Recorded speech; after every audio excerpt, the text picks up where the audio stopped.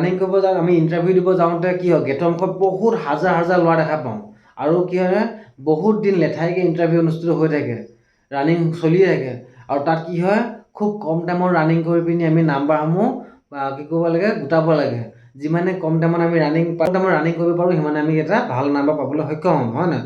কিন্তু এই CRPFত এতিয়া যিটো কি আমাৰ ড্ৰাইভাৰ ভেকেঞ্চি আহিছে তাত এনেকুৱা ধৰণৰ কোনো নহয়। আপোনালোকে নিৰ্দিষ্ট এটা যিটো কিলোমিটাৰ বা যিমানটো ৰানিঙৰ ৰেঞ্জ থাকে, ৰানিং কৰিব লাগে, সেই ৰানিং কৰাৰ এটা নিৰ্দিষ্ট সময় থাকে। আৰু সেই সময়টো আপোনালোকে ৰানিং কৰা যিটো ষ্টেপ, এটা ষ্টেপত আপোনালোকে কণ্টিনিউ গৈ থাকিলে মানে ধুনীয়াকৈ পাছ হৈ যায়। আৰু এই ৰানিংটোৰ কোনো ধৰণৰ আপোনালোকৰ নাম্বাৰ নিদিয়ে। মানে কি হয় আপোনালোকক ধৰি লওক এক্সিলেণ্ট, গুড, ছুপাৰ এক্সিলেণ্ট এনেকৈ কোনো ধৰণৰ নাম্বাৰ চাম্বাৰ নিদিয়ে। জাষ্ট খালি আপোনালোকে কোৱালিফাই কৰিলেই হ'ল, পাছ কৰিব। তাৰপাছত আপোনালোকৰ হ'ব কি ড্ৰাইভিং টেষ্ট হ'ব। ড্ৰাইভিং টেষ্ট গাড়ীসমূহ চলাব দিব। গাড়ীখিনি চলোৱাৰ পাছত আপোনালোকৰ ধুনীয়াকৈ আকৌ মেডিকেল হ'ব। মেডিকেলৰ পাছত আপোনালোকৰ ৰিটেন এক্সাম হ'ব।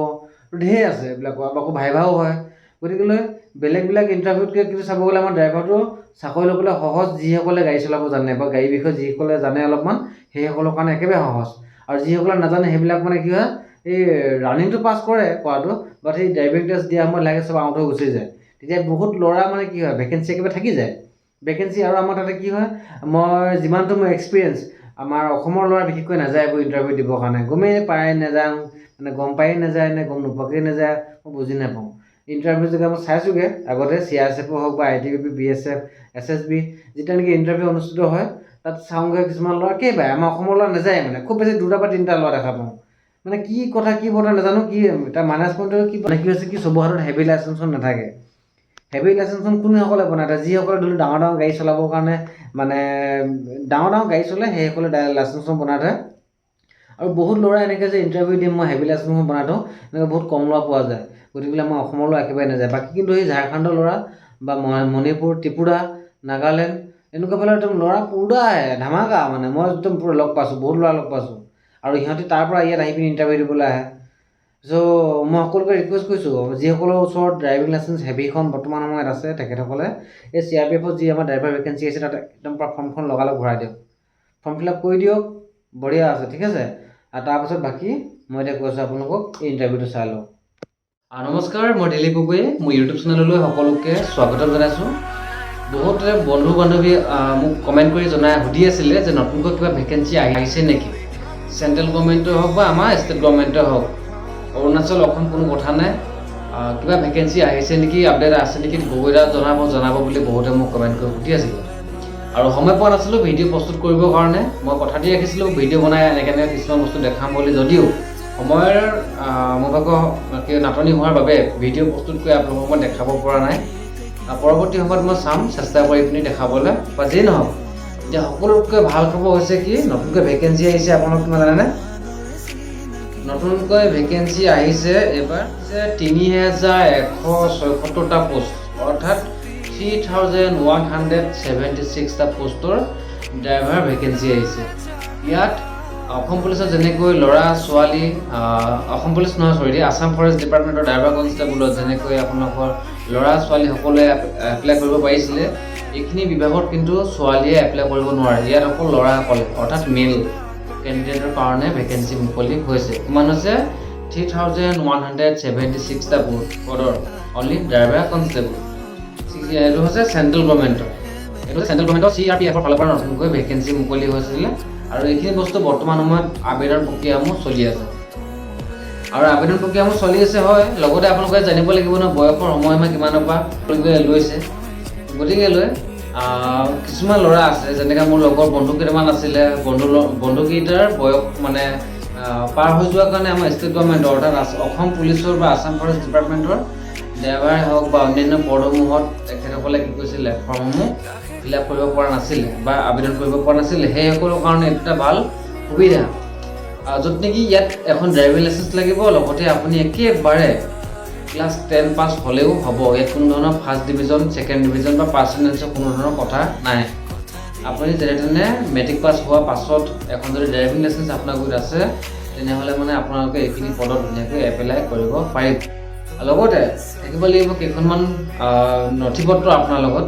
কি নথি পত্ৰ মানে কি ডকুমেণ্ট থাকিব লাগিব আপোনালোকে জানেনে? সেইকেইটা বস্তু মই ভিডিঅ'টিৰ মাধ্যমত আপোনালোকক ধুনীয়াকৈ দেখাই দিম, কৈ দিম। আৰু মই ভিডিঅ'টি চোৱাৰ পাছত আপোনালোকে নিজৰ মোবাইলতে ধুনীয়াকৈ এপ্লাই কৰিবলৈ চেষ্টা কৰিব পাৰিব। তেনেহ'লে ব'লক ভিডিঅ'টি আমি আৰম্ভ কৰোঁ। এতিয়া প্ৰথম কথাটো হৈছে কি এইখিনি পদৰ কাৰণে এপ্লাই কেতিয়াৰ পৰা হ'ব। এইখিনি পদ অলৰেডি এপ্লাই আবেদন চলি আছে, অৰ্থাৎ আপোনালোকে ফৰ্ম ফিল আপ কৰিব পৰা অৱস্থাতে আছে। ঠিক আছে, এইখিনি আপোনালোকৰ এপ্ৰিল মাহৰ 20 তাৰিখৰ পৰা 20 এপ্ৰিল 2026 তাৰিখৰ পৰা আৰম্ভ হৈ গ'ল অলৰেডি, আৰু লাষ্ট ডেট হৈছে 19 মে 2026। আৰু ইয়াতে আপোনাৰ পে'মেণ্ট কৰিব লাগিব যিটো, সেইটো লাষ্ট ডেট পে'মেণ্ট তাৰ হৈছে 19 মে তাৰিখে আপোনালোকে লাষ্ট পে'মেণ্ট কৰিব পাৰিব। তাৰপাছত আৰু পে'মেণ্ট কৰিব নোৱাৰে। কিছুমান ল'ৰাই কি কয় অকল অনলাইনটো মানে ফৰ্মখিনি ফিল আপ কৰে, বায়'ডাটাখিনি দিয়ে, দিয়াৰ পাছত কিন্তু পে'মেণ্টটো নকৰে, পে'মেণ্টটো পাছত কৰিব থৈ দিয়ে। তো সেইটো 19 তাৰিখে লাষ্ট ডেট, মানে 19 মে তাৰিখটোৱে লাষ্ট। তাৰপাছত আপোনালোকে কৰিব নোৱাৰিব। আৰু ইয়াত এক্সাম ডেটসমূহ এতিয়ালৈকে কোনো ধৰণৰ দিয়া নাই, পাছত গম পাব। আৰু লগতে জনাইছোঁ যে আপোনালোকে জেনেৰেল OBC EWS যিখিনি কেটেগৰী ল'ৰা হয় তেখেতসকলে 100 ৰুপিজ পে' কৰিব লাগিব। ঠিক আছে, আৰু লগতে আৰু ছেকেণ্ড কথাটো হৈছে কি আপোনালোকৰ বয়সৰ সময়সীমা। এইটো এটা বহুত গুৰুত্বপূৰ্ণ কথা। 18 বছৰ বয়সৰ পৰা আপোনালোক কিমান হ'ব লাগিব জানেনে? মিনিমাম দিছে আপোনালোকৰ 18 বছৰ পৰা 21 বছৰ বয়সৰ হ'ব লাগে, আৰু মেক্সিমাম 23-27 বছৰ বয়সলৈকে আপোনালোকৰ হ'ব। কিহলৈকে ধৰিব?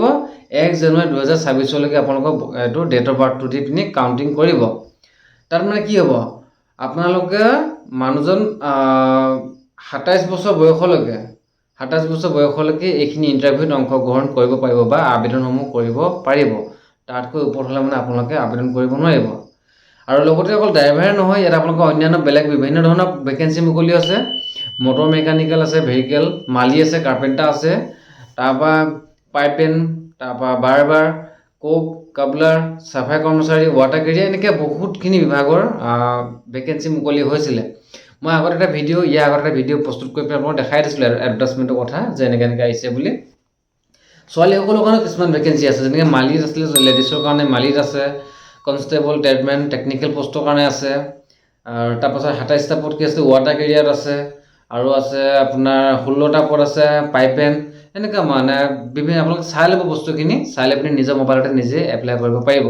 এতিয়া উল্লেখনীয় কথাটো হৈছে কি মই মোৰ চেনেলত ড্ৰাইভাৰৰ ওপৰত ভিডিঅ' প্ৰস্তুত কৰি পিনি মই আপলোড কৰোঁ, আৰু সেয়েহে মই ড্ৰাইভাৰৰ যিখিনি ল'ৰা আগ্ৰহী হয় এই ফৰ্ম ফিল আপ কৰিবৰ কাৰণে, সিহঁতৰ কাৰণে এই ভিডিঅ'টি মই বিশেষকৈ মানে প্ৰস্তুত কৰিছোঁ। ঠিক আছে, ড্ৰাইভাৰৰ কাৰণে 3176টা পোষ্টৰ ভেকেঞ্চি মুকলি হৈছে। যদি আপুনি ইচ্ছা কৰে আবেদন কৰিব পাৰে, আৰু ইয়াৰ কাৰণে আপোনাৰ লগত থাকিব লাগিব এখন ড্ৰাইভিং লাইচেঞ্চ। আৰু সেই ড্ৰাইভিং লাইচেঞ্চ কি হ'ব লাগিব জানেনে? এখন হেভি ড্ৰাইভিং লাইচেঞ্চ হ'ব লাগিব। আপুনি LMV ড্ৰাইভিং লাইচেঞ্চ হ'লে কিন্তু নোৱাৰিব, LMV হ'লে মানে নোৱাৰিব, বা HMV হ'লেও নোৱাৰিব। কথাটো মনত ৰাখিব, ড্ৰাইভিং লাইচেঞ্চখন হ'ব লাগিব হেভি, আৰু লগতে আপুনি কি হ'ব লাগিব? ক্লাছ 10 পাছ হ'ব লাগিব। 10, 12 বা BA পাছ যিকোনো হ'লেও কোনো কথা নাই, কিন্তু একেবাৰে কম আপোনাক ক্লাছ 10 পাছ হ'ব লাগিব।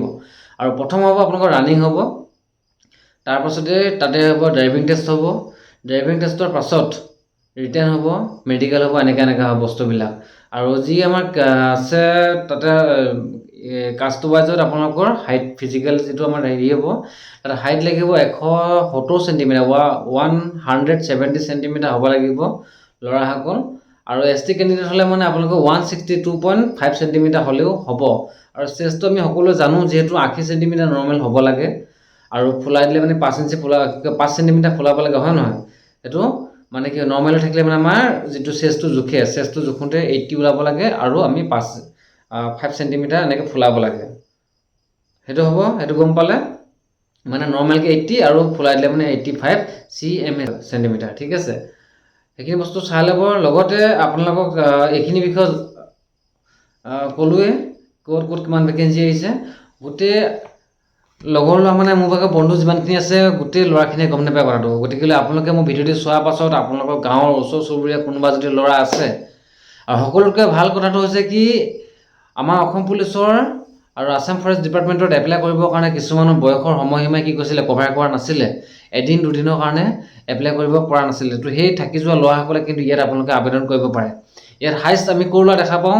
বেছিকৈ ঝাৰখণ্ডৰ ফালৰ পৰা, বা ৱেষ্ট বেংগল, ঝাৰখণ্ড, মণিপুৰ, ত্ৰিপুৰা, নাগালেণ্ড, এনেকুৱা ছাইডৰ ল'ৰা বেছিকৈ আমি দেখা পাওঁ চেণ্ট্ৰেল গভৰ্ণমেণ্টৰ জববিলাকত। গতিকে আমাৰ অসমৰ যদি ল'ৰাৰ হাতত বৰ্তমান সময়ত ড্ৰাইভিং লাইচেঞ্চ বনাই থোৱা আছে হেভি, আৰু আপুনি ক্লাছ 10 পাছ হয়, তেনেহ'লে এইখিনি পদত আপোনালোকে ধুনীয়াকৈ এপ্লাই কৰক। ষ্টেজ ৱাইজত বস্তুবিলাক ভাগ কৰা আছে আৰু আমাৰ ৰিক্ৰুটমেণ্টটো ক'ত হ'ব সেইটো কৈ দিছোঁ গুৱাহাটী। আপুনি মানে কি গুৱাহাটী বুলি নহয়, ৰিক্ৰুটমেণ্ট চেণ্টাৰ আপুনি নিজেই ধুনীয়াকৈ চিলেকশ্যন কৰিব পাৰে। আপুনি আপোনাৰ ওচৰ যিটো হয় তাত গৈ আপুনি ধুনীয়াকৈ দিব পাৰে। চিলেকশ্যন কৰিবলৈ এটা অপশ্যন আহিব ফৰ্ম ফিল আপ কৰোঁতে, ধুনীয়াকৈ আপুনি চাই চিতি ফৰ্ম ফিল আপ কৰি পিনি চেণ্টাৰটো চিলেকশ্যন কৰিব পাৰিব। কৰা মনত ৰাখিব, হেভি আপোনাৰ ড্ৰাইভিং লাইচেঞ্চ লাগিব, লগতে ক্লাছ 10 পাছ হ'ব লাগিব। বয়সৰ সময়সীমা আপোনালোকৰ 18 বছৰৰ পৰা কিমান হ'ব লাগিব, একেবাৰে মেক্সিমাম 27 বছৰ বয়সলৈকে পাৰিব, তাৰ পাছত হ'লে নোৱাৰিব। আৰু হাইটটো হ'ব লাগিব আপোনালোকৰ 170 চেণ্টিমিটাৰ হ'ব লাগিব। এইখিনি বস্তু মনত ৰাখিলে হ'ব, আপোনালোকে ধুনীয়াকৈ এইখিনি বস্তুত আবেদন কৰিব পাৰিব। ইয়াৰ আগত SSB হৈ গ'ল, ITBP হৈ গ'ল, তাৰপৰা CISF হৈ গ'ল। CISFটো অলৰেডি ৰানিঙো হৈ গ'ল, ড্ৰাইভিং টেষ্টটো হৈ গ'ল। তাত অকল এতিয়া আপোনাৰ কি হ'বলৈ বাকী আছে, ৰিটেন এক্সামটো হ'বলৈ বাকী আছে। আৰু SSB এতিয়া সোনকালে SSB, তাৰপৰা CRPF আৰু ITBP এইখিনি ড্ৰাইভিং টেষ্ট আৰু ৰানিংটো মানে ফিজিকেলটো অনুষ্ঠিত হ'ব। গতিকে সকলো বন্ধুকে মই অনুৰোধ জনাইছোঁ, আপোনালোকৰ ড্ৰাইভিং লাইচেঞ্চখন থাকিলে মানে এনেই ঘৰত থৈ নিদিব, বা আপুনি বেলেগ এখন গাড়ী চলাই থাকিব পাৰে ক'ৰবাত কৰ্মসূত্ৰে বৰ্তমান কিবা কাম এটা কৰি আছে যদিও এইখিনি বস্তুত এইবাৰ লাষ্ট টাইম বুলি আপোনালোকে এবাৰ আবেদন কৰি চাওক। বাকী যিমানখিনি গাইড দিব লাগে মোৰ ইউটিউব চেনেলত মই আগৰ ভিডিঅ' দি থোৱা আছে, হ'লেও নতুনকৈ মই ভিডিঅ' দি পিনি আপোনালোকক অলপমান মটিভেশ্যন বা অলপমান দিহা পৰামৰ্শ দিবলৈ চেষ্টা কৰিম।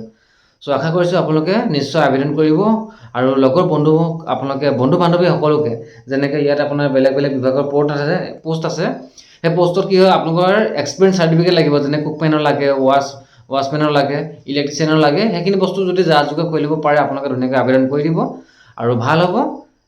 এবাৰ ট্ৰাই কৰি চাওক। যদি বয়সৰ সময়সীমা লাষ্ট টাইম বুলি যি আছে যি নাই বুলি এবাৰ আপোনালোকে ধুনীয়াকৈ পাৰ্টিচিপেট কৰক। কি ঠিক আছে, ভগৱানৰ আপোনাৰ এই কপালত লিখা থাকিবও পাৰে। গতিকেলৈ মনটো পেলাই নাই ধুনীয়াকৈ এবাৰ আবেদনটো কৰি দিয়ক। 100 টকা যাব, বেছি নহয়। গতিকে সেই তেনেকুৱা 100 টকা বহুত খৰচ হৈ থাকে জীৱনত।